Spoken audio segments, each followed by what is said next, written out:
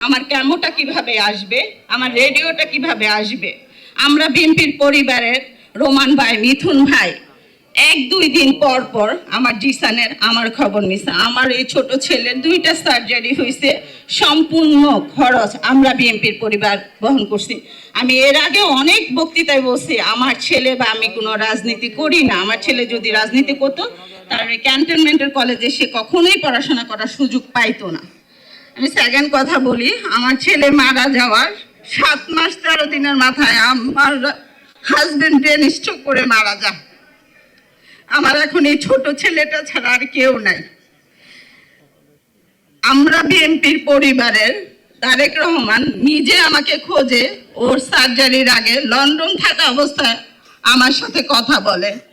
Even উনি বলে আপনার ভাইরা যেমন আপনার পাশে আছে, আমি ইনশাল্লাহ আপনার পাশে থাকি, যেখানেই থাকি।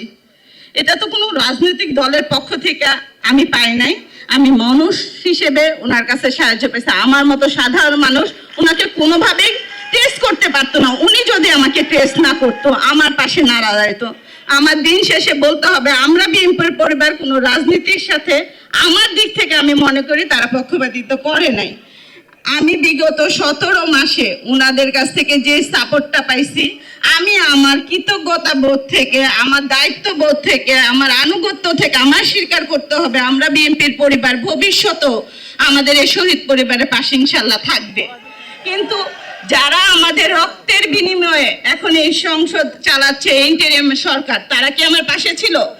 আমার ছেলে চিকিৎসার জন্য আমি স্বাস্থ্য উপদেষ্টার কাছে 3 দিন গেছি। আমার এই অসুস্থ ছেলে নিয়ে একদিন সকাল 9টা থেকে 4টা পর্যন্ত গেছি। উনি আমাকে বলছে জিসান ট্রিটমেন্ট পায় না।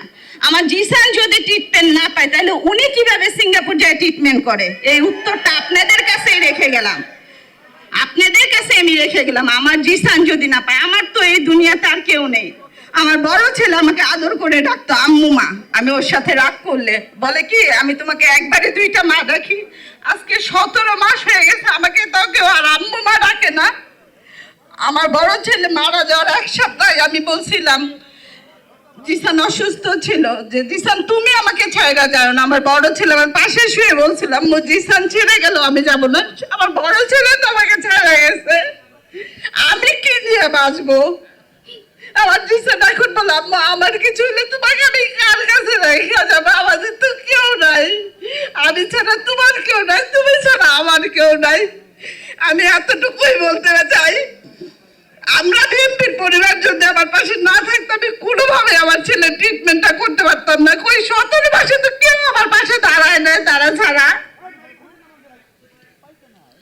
আমি এতটুকু বিশ্বাস করি বিএনপি ইনশাল্লাহ ক্ষমতা গেলে ইনশাল্লাহ আমাদের পাশে দাঁড়াবে, আমাদের সন্তানদের বিচার ওনাদের প্রায়োরিটি প্রথম পর্যায়ে থাকবে। এতটুকু তো আশা ওনাদের কাছে করতে পারি, কারণ ওনারা এই পর্যন্ত যা কাজ করছে এতটুকু ইনশাল্লাহ তারা করবে।